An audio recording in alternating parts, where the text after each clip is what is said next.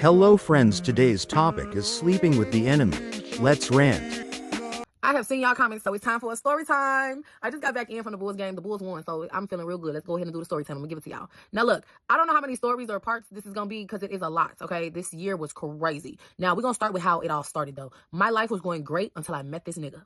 Now, it all started in March of 2023. I met this guy. He came flying around the corner in his Porsche, looking good. Car was looking good, and I was delivering some wine because I have a wine business. If you didn't know, I'm gonna tell you about that later too. My wine is getting dropped off to this guy who ordered some bottles. This guy in this nice-ass Porsche pulls up on the side of me like, hey, babe, can I get your number? Can I take you on a date? And here goes my stupid ass. Yes, you can. Yes, you can. But wait, can you buy some wine? And he's like, yeah, you sell wine? I'm like, yeah, I got my own wine company. He's like, oh, okay, that's dope. Yeah, give me 2 bottles. Got my stupid ass right there. I give him 2 bottles. He give me the money. Thank you, supporting my business, blah, blah, blah. Looking like a goofy. Not knowing that this man is going to ruin my fucking life. If I would have knew he was crazy, how he was fucking crazy, I would have ran the other fucking way. That's why, ladies, if you're dealing with a nigga with a baby mama, ask the baby mamas how he is, because them bitches don't lie. You got some that do, though, so be cautious. But this man was just so nice in the beginning. Like, I swear, he got me, y'all. I got into a car accident just in a week of us talking. I was on the phone with him, and my car got hit by someone who ran a red light. And I could have died in that accident. My car was entirely fucked up, total. Like, the windshield was cracked down the middle. Like, I was really in a bad-ass state. I couldn't walk. My entire body was bruised up. Like, I got hit really bad. Like, I went to the trauma unit. This man went with me to the hospital in the ambulance. My mama was there. They wouldn't let him or my mama to the back of the hospital. They're like, no, you guys gotta wait. Y'all, this man did not leave my side in the hospital. When I woke up, this man was still in the hospital with me. And me just being a girl, I'm like, that's my husband. Oh my God. Niggas not waiting in the hospital with you. Like, I was definitely trauma bonding.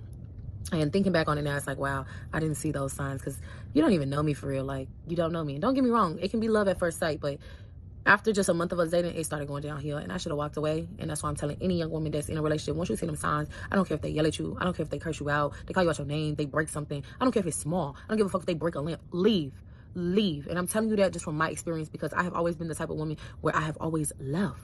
I always left. The littlest thing. I had an ex-boyfriend who slapped the fuck out of me, and I left him that same day. And I got with this man, and I could not leave him. And I was like, oh my God, like, God, please. But let me get back to the story. After the car accident, he was just by my side. He never left my side. He just was there for me, like, there. And he showed up. He made sure I got to my events. He made sure that I was at my best friend's birthdays, dinners. Like, he was there. He had 2 cars. And I'm like, damn, this man, okay, he getting his shit together. This man had a trucking company. He doing his shit. He, in fact, did not have a fucking trucking company. That was a fucking lie. And I found that out later down the line. The lies just started to come out. And when I started finding out the truth, I should have walked away, and I did not. And that first month, we got into an argument, and I told him, I just want to be single. I don't think this is for me. Because I knew that I wasn't supposed to be in a relationship, especially the way that it was going, only in a month. And I stayed. And I honestly feel like a part of me stayed because of that car accident. I felt like he never left my side, so I feel like I should give him another chance. Don't feel like that. If you feel like that for any reason, if they're helping you, you can do it by yourself. I will help you. But the first time we got into an argument and I told him that I didn't want to be in a relationship no more, this man punched my TV. He punched my fucking TV on my fucking wall and ripped that bitch off of my wall and stomped on that bitch. I got up and I was like, because I was in the other room, I'm like, did you just break my TV off my wall? And he told me, and this is when I should have walked away, yeah, you don't fucking break up with me. And I was like, wow. And I still have the videos, and I look back at them on the days when I miss him, because nobody that loves you is ever going to treat you like that. But let me go ahead and tell y'all the rest of the story, because it gets worse. Now, when I say shit got worse, shit got worse. I started finding out just little lies about him, and I just stayed. And what's so crazy is, by our 2nd month of dating, he was already moving into my space.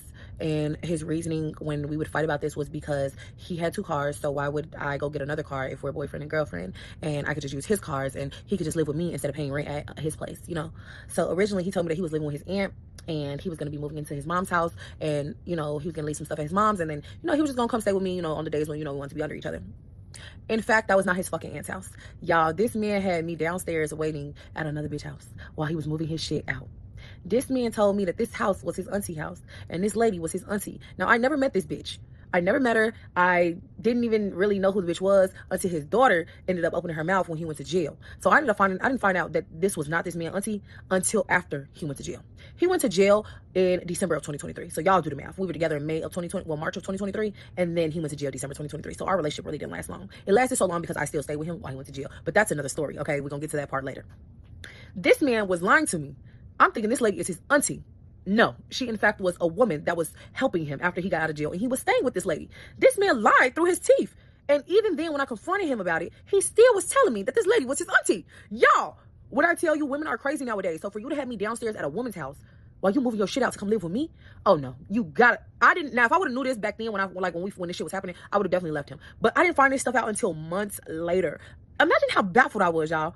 And it's coming from a child. It's not even coming from him. It's coming from a child. And I gotta get confirmation from your mama. And your mama telling me, girl, he ain't got no aunties that live up here. Y'all. So this man did not have any aunties that lived in Chicago. His family lives in a whole nother state, like his aunts and stuff. So that was a lie. But I didn't find out that lie until 8 months later when he went to jail in December 2023. Now, what's crazy is as time went on, so we were together from March of 2023 to December of 2023, like in person. Y'all, when I tell you this man lied about almost everything, he had these 2 cars. He had a Porsche and an Impala. These were car notes, and these car notes were not paid. I ended up finding that out later once I had to start hiding them bitches when I would drive them. So you guys kind of see where it started to go. Like, he was putting up this facade like he was really that nigga, but no, he was in fact broke. He was fucking broke and got my stupid ass. I had a full-time job. I was working at home. I had a work-from-home job, and I was doing radio. I had a part-time gig at the radio station in Chicago. So I kind of was just doing like my own thing for it, and then I had my wine business. So I always had my own money. I didn't need him for money. I just honestly was fucked up at the time, and I didn't have a fucking car anymore because I had just lost my car because I started talking to him, and I done got hit by somebody. As soon as I started talking to him, that was my sign right there. I should have left his ass alone.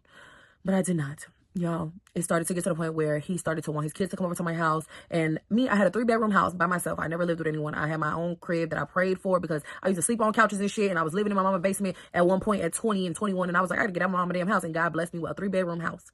And y'all, I let this man come into my house and he destroyed my fucking house. Like, when I tell you this man ripped the door off the hinges, he was breaking all kind of holes in my house. Like, broke my sink in the bathroom, threw my microwave into the wall, broke my tables. Like, this man really was destroying my house and still had the audacity to ask me if his kids could come over on the weekends that he get them. No. His kids was fucking up my blinds. Y'all, when I tell you I was 25 at the time and I had it up to fucking there. Like, and when I tell you the fights would be because of that. Like, you destroying my shit and then you want me to deal with you and your kids? No. You gotta go and they gotta go because I'm not dealing with this shit. No. If I wanted kids, I would have had my own fucking kids. I'm 25 and I don't got time for this shit. Y'all, I say all that to say I still fucking stay. We listen and we don't judge. But I'm gonna give y'all part 2 now. Crazy story. What do you think about this video? Comment down below and thank you for your time.